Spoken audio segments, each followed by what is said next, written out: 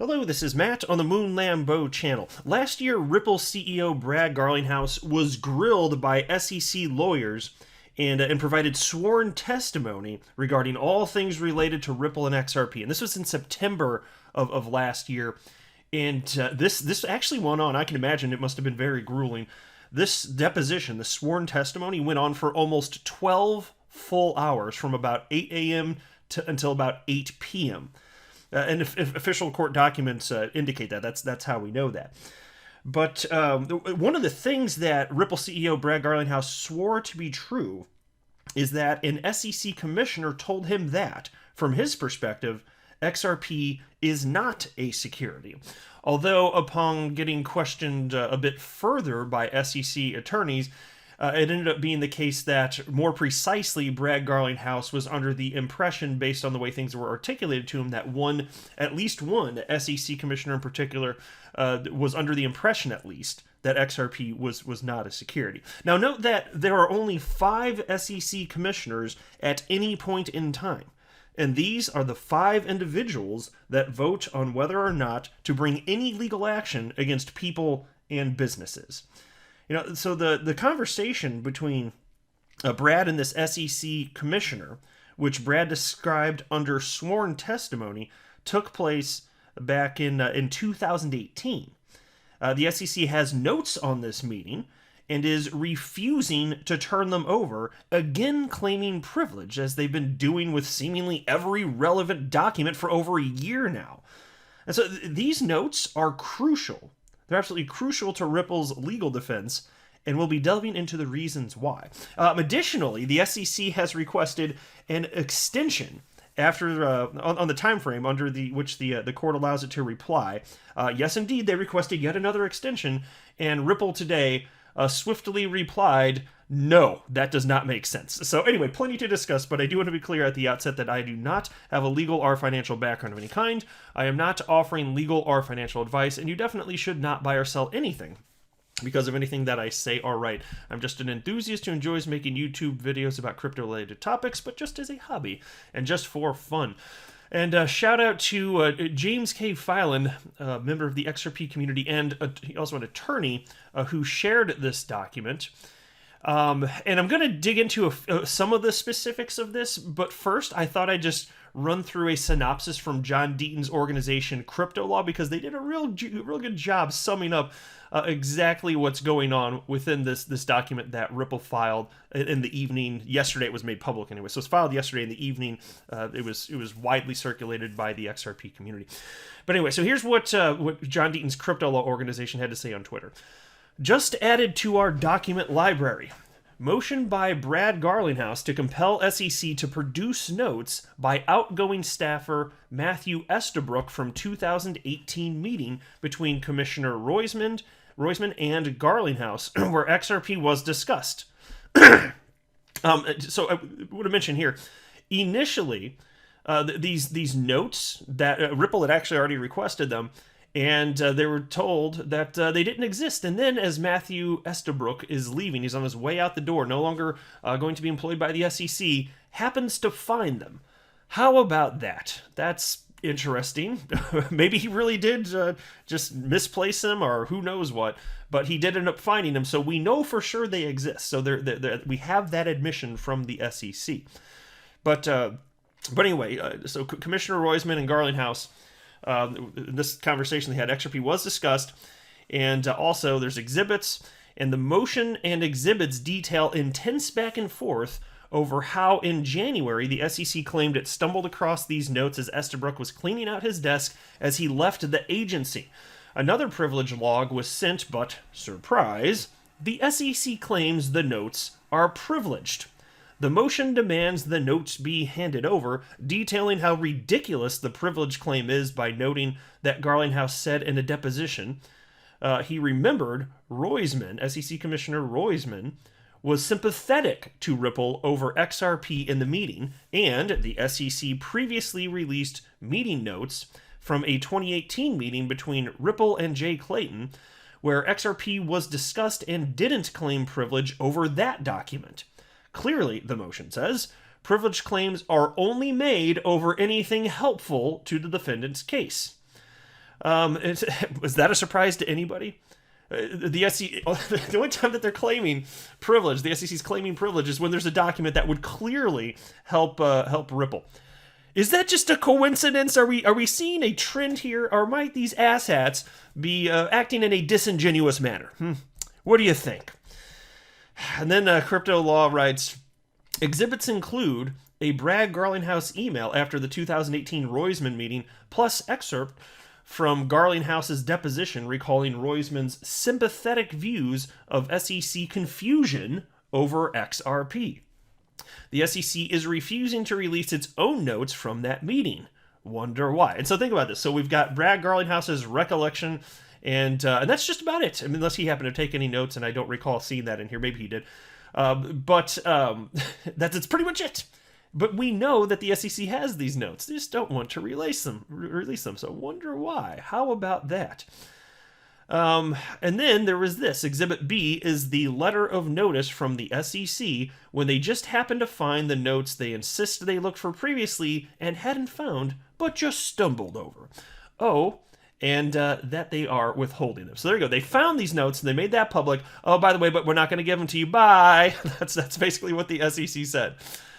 Okay. And so John Deaton shared that thread from Crypto Twitter and wrote succinctly, there's no shame in the SEC's game. Yeah, well, truer words have never been spoken. The SEC has zero shame. And then there was this from attorney Jeremy Hogan, who wrote the following. As seen below, the SEC has no tenable basis for raising their DP privilege here, since it conceded to Solomon, that's Ripple attorney Matthew Solomon, that the notes cannot be related to the investigation of Ripple. It cannot be related, and still they claim privilege. Seems the SEC is throwing this DPP Hail Mary and hoping that Judge Torres bails them out on appeal. See, isn't that in line with what I say about a lot of what the SEC throws at her? They'll just make all sorts of completely absurd and ridiculous claims, and you know, because of how absurd they are, that they can't actually believe the vast majority of these claims they're making. They're just seeing what sticks, if they can pull a fast one over the judge. I've been saying that for so much of what the SEC has put out for much of the last year, because it defies logic what they're arguing here. It really does. Now, let me go into, I think when we get to page 3 of this document, this is the one that was filed, or maybe it's, yeah, into page 2, actually. So this is from Ripple's attorneys describing just how ridiculous and the whole situation is, and also how this would harm the defendant's position very clearly if the SEC gets their way. And so it reads as follows. The SEC has suggested that because this meeting involved Mr. Garlinghouse, his need for the notes of it is diminished. On the contrary, in this case, the SEC is suing Mr. Garlinghouse and accusing him of knowingly or recklessly facilitating a years-long unlawful securities offering. The contemporaneous records of this very meeting that have been produced to the SEC show that Mr. Garlinghouse left the meeting with the impression that the SEC understood the legal purgatory created by the lack of regulatory clarity. And so that's reference to a 2018 email from Brad Garlinghouse to G. Hutchins. Let me get a little lower. Here we go. Commissioner Roisman's staff were particularly engaged in seeking to be helpful in the current purgatory in which we find ourselves. That's a quote from the email. And then it continues. Mr. Garlinghouse also testified in his deposition about the favorable impressions he took away from this meeting. I'm going to get to some of the specifics. I'm actually going to show you some of the testimony, the sworn testimony from Ripple CEO Brad Garlinghouse in just a moment here. Let me go a little bit further here first, though. Here we go. Garlinghouse. Here we go. This is a quote from Brad Garlinghouse. I recall Commissioner Roisman very specifically saying, "I'm sorry you even had to come here. I think the confusion about the status of XRP he viewed as not healthy for the market." Reasonably enough, Mr. Garlinghouse anticipates that at trial, the SEC may seek to undermine these recollections or suggest they are self-serving. The SEC's own records of what happened in that meeting is accordingly directly relevant to a core issue in the litigation, and the SEC's refusal to produce such records risks allowing the SEC to paint a misimpression of what actually happened in discussions between a commissioner and Mr. Garlinghouse in 2018. Folks, so just pause here, think about this. Why would they not want these notes to come out, right? And they're already clearly, they're not privileged. The SEC is claiming they're privileged. So why don't they want them out? Might it corroborate what Ripple CEO Brad Garlinghouse is saying regarding the discussion that he had with one of 5 SEC commissioners and the impression that was provided that XRP is not a security? Might it support that case and the SEC is just hiding that? Let me think about that. Seems like the probability of such is rather high. Let's get into, I think it was Exhibit F, and I want to show you some of the actual sworn testimony, which we now have a bit of access to.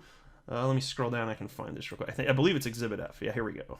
This looks like it. I'm going to cover just a part of this. So this is the actual deposition, and as I cited, look, it's on your screen right here. This took place on September 20th, 2021, starting at 8:20 a.m., ended at 8:01 p.m.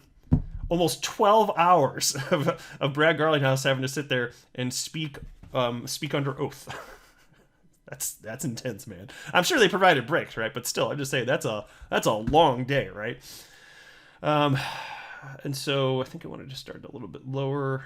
Wait, where did I miss it? Oh, here it goes. So here's a question from the SEC attorneys, and they're referencing this meeting between Commissioner Roisman and Brad Garlinghouse. It seems like there's more than one meeting they're referencing also. But anyway, in these meetings with the commissioners, did any of the commissioners tell you that they did not believe that XRP is a security? Brad Garlinghouse responded with one word: yes. That's it. For that response, yes. And again, the question was, did any commissioners tell you that XRP is not a security?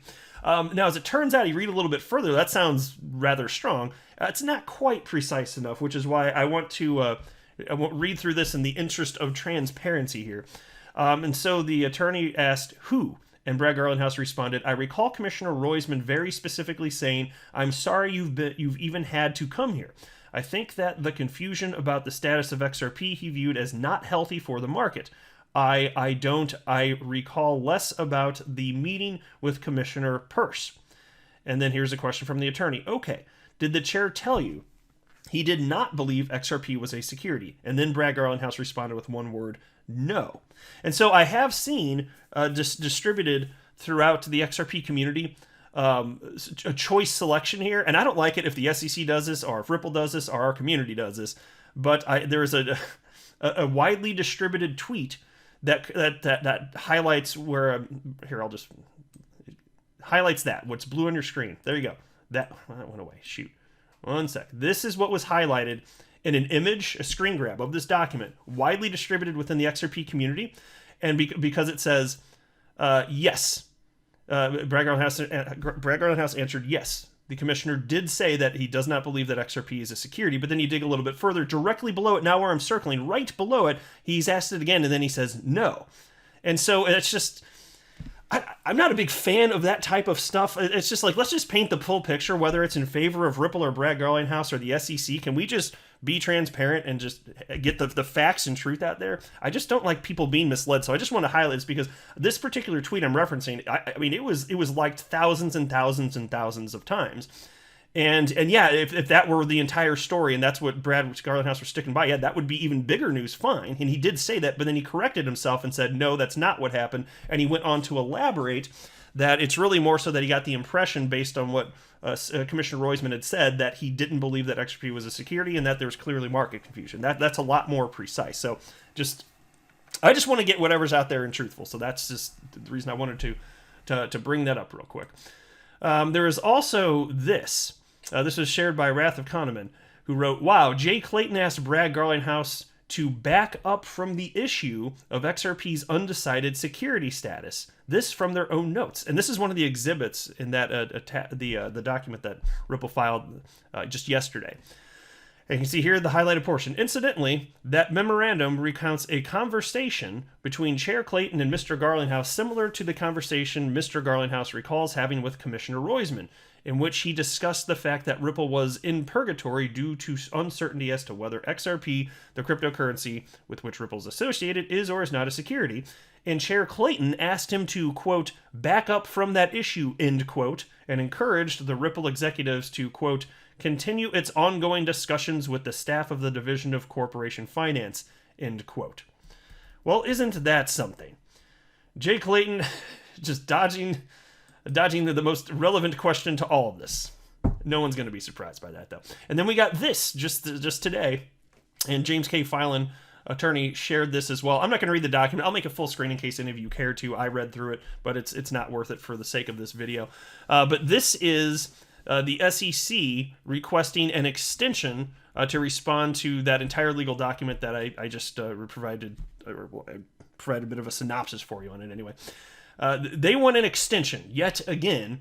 And then there's this, also shared by Attorney Filan. This is from Ripple's legal team here. You can see it was signed by Attorney Matthew Solomon. And it's on your screen right now in case you want to pause. You can read this whole thing. But they're basically saying no, and it don't make no damn sense that you're requesting this extra time. Yes, I believe in this. It said that there's they're deposing a witness today, but that doesn't explain at all why they couldn't wrap this all up by Thursday of next week, which is the actual deadline, the 17th, if memory serves anyway. So there we are. That's a lot of legal filings in a very short time period, and that's what's going on here. This case is just completely absurd and ridiculous, folks. It really is. I want this all to be done. I want it to be finished. I want it to be over with. I know everybody does too. I'm still optimistic for the future, but just seeing all of the lies and misrepresentations and hypocrisy from the SEC, at some point, it starts to accumulate to such a point where it's just like, oh my God, I just don't want this anymore. Is anybody else feeling like that? Because I just don't want to deal with this complete garbage these asshats are putting out. It's just nonsense and lie. And it's so clear. You don't have to be an attorney. You don't have to have a legal background to go through here and just use your own legal or logical abilities to think through, does this make sense? Even if it's just an unbiased person, you can see this doesn't make sense what they're arguing. Really grinds my gears, folks. I'm not a financial advisor. You should not buy or sell anything because of anything I say or write. That would be a very, very, very bad idea. Until next time, to the moon, Lambo.